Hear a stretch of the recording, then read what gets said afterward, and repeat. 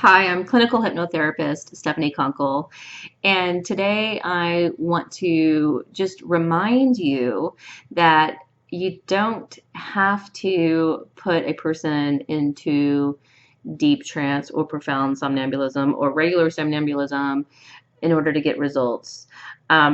Really, they can be in the waking state and get results. So, really, where you don't want them is in more of the mid-level state of consciousness, because at that mid-level you can sort of hit, well, you can hit aphasia, and if you hit aphasia, that's the state of the cataleptic state where the conscious mind is fully present and alert, but the body is experiencing hypnotic phenomena. It's experiencing catalepsy, but the client cannot talk to you or tell you what's happening. This is also known as fake somnambulism. They can give you ideomotor responses here, but they're not in a very awesome level of trance to work out of, and it's just really hard. It's not that you can't get results from that stage, it's just hard. It's just makes your job harder.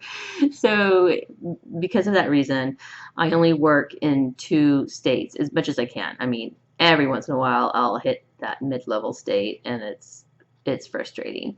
But I do my best to work in either the waking state of hypnosis or in profound somnambulism. I'll work with somnambulism too, but I aim for profound somnambulism or waking state hypnosis. So the reason why I bring this all up is because I had a child in here today, and I'm not going to tell you the issue, why she was seeing me or anything like that, because I do believe in keeping client confidentiality, and I honor that. So I won't tell you what she was seeing me for. I'm only going to talk about the technique that I used with her.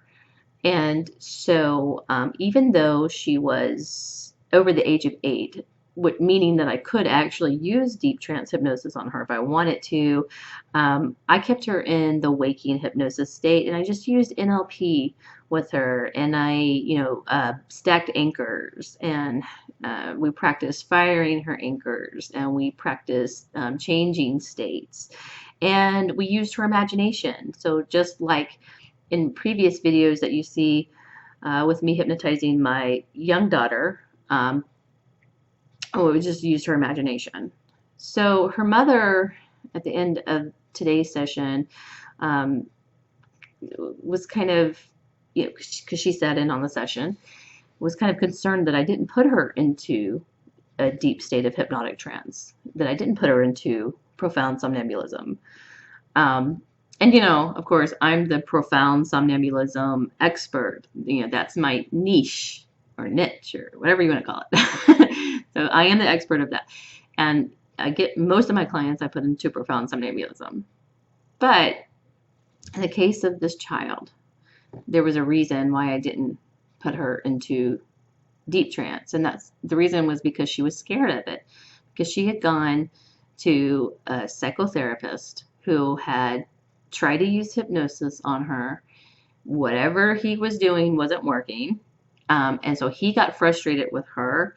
She said he yelled at her, and now she's scared of hypnosis. She's terrified of it. So I just allowed her to keep her eyes open, and I just didn't go there. And I'm never going to go there with her unless she feels comfortable going there. So I'm going to go at her pace. Right? And I've actually had a few sessions with her already, and she's already gotten wonderful results, and I expect her to continue to get wonderful results.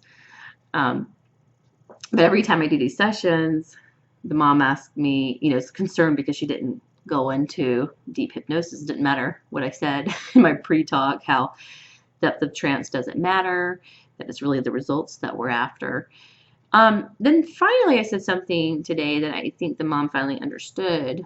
So I said, your daughter wasn't in deep trance hypnosis when she got into this. I'm going to call it a disorder, just for lack of a better word. I would never call it a disorder to the child, okay? But I said, you know, when she got to have this disorder that she has, she had to put herself into this state, because it is psychosomatic, this disorder that she has. And if she can do that, think of how powerful her mind is. So she can get herself into it, she can get herself out of it. So we're doing the same thing. We're just, you know, sort of reversing the pattern for her. We're breaking the old pattern and we're creating a new pattern where she feels safe and comfortable. Okay. So just a reminder that people who come to you, especially people who have like fears and phobias, like acute fears and phobias, they didn't put themselves into a deep somnambulistic hypnotic trance to get this phobia, right? Really, they just had a high emotional experience and they got highly emotionally charged, and that experience stuck with them. And now they're trying whatever they can do to protect themselves, and they're kind of overcompensating for it.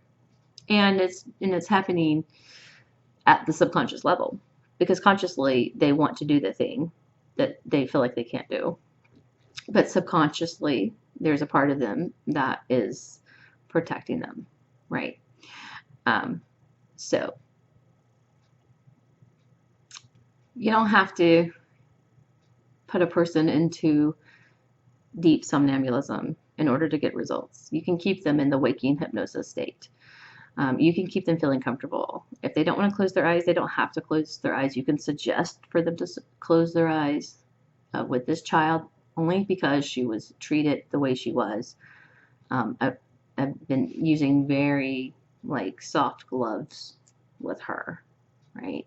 Being very gentle with her. I'm doing things very incrementally. I'm moving at her pace. She doesn't have to come up to my pace. And so as I'm doing that, she's trusting me more and more.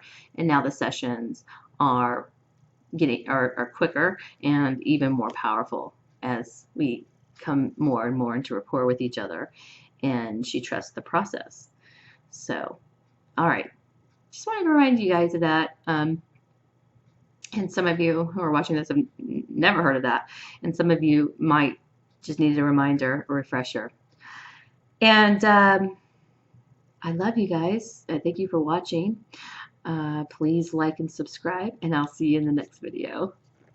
Bye.